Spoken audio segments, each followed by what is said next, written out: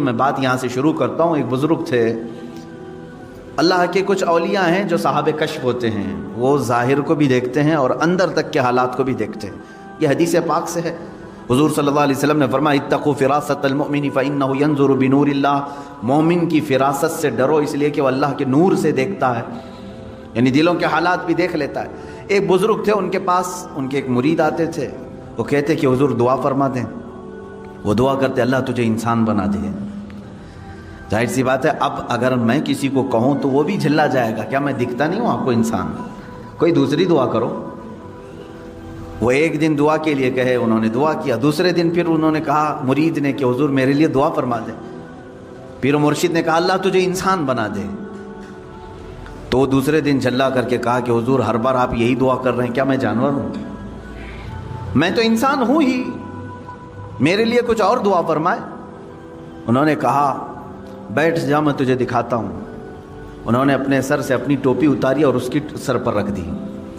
جیسے ہی وہ مرید ان کی ٹوپی پہنا تو چیخنے لگا، چلانے لگا اور ادھر ادھر اچھل کود کرنے لگا۔ لوگوں نے اسے پکڑا۔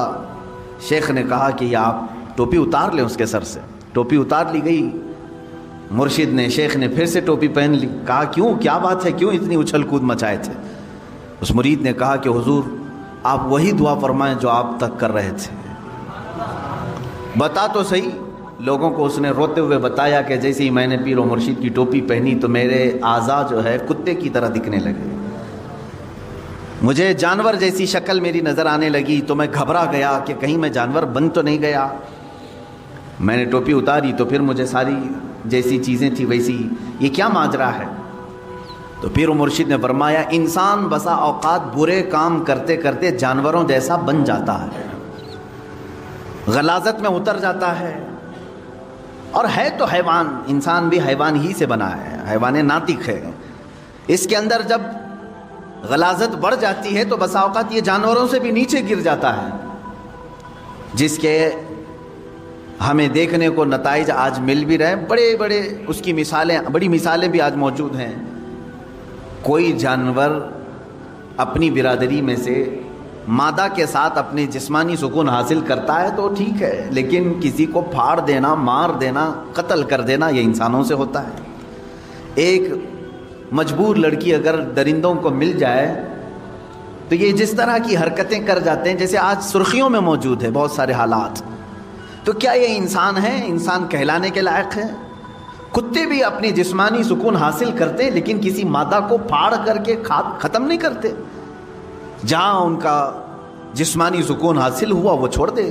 جانوروں میں اتنا ہے، لیکن انسان کے اندر جب انسانیت گر جاتی ہے تو وہ جانوروں سے بھی زیادہ ذلیل ہوتا ہے، ان سے بھی زیادہ گر جاتا ہے۔ اس لیے میرے عزیزو، انسانی صفات پر باقی رہنا یہ بھی کمال کی بات ہے۔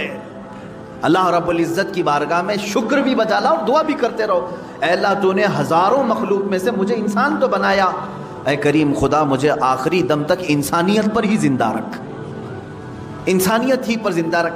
اس لیے کہ پہلے کی بہت ساری مثالیں ہماری کتابوں میں یہ بھی ملتی ہیں، کچھ لوگ مر گئے اور مرنے کے بعد ان کے چہرے بدل گئے، کسی کا چہرہ خنزیر کی شکل بن گیا، کسی کا گدھے کی شکل بن گیا۔ پہلے کی باتیں موجود ہیں، انسانوں کو بنایا گیا ہے، قرآن پاک میں بھی موجود ہے۔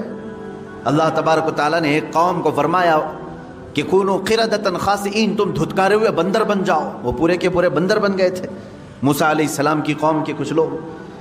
تو انسان کبھی جانور بنتا ہے، یہ کب بنتا ہے؟ جب وہ اپنے اخلاق چھوڑ دیتا ہے۔ حضور اکرم صلی اللہ تعالیٰ علیہ وسلم سے پوچھا گیا قیامت کے دن سب سے بھاری عمل کیا ہے؟